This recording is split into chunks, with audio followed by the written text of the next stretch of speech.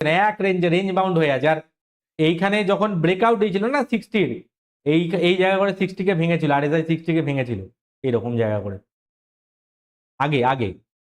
তো এইখান থেকে কিন্তু একটা ভালো এই উপরের দিকে কিন্তু মুভমেন্ট দিয়েছিল। আর এখন পুরো 60 আর 40-র মাঝখানে ফেসে আছে পুরো RSI, তাহলে এর কিন্তু মুভমেন্ট হওয়ার চান্সেস কম। আরেকবার ইয়েটা দেখে নি, ওই XAUT-তে দেখে নি যদি কিছু মুভমেন্ট থাকে।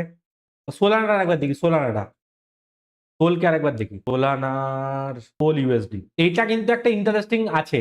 এইখানে বলিঞ্জার ব্যান্ডের কিন্তু এখানে কিন্তু ইয়ে হচ্ছে, স্কুইজ হচ্ছে।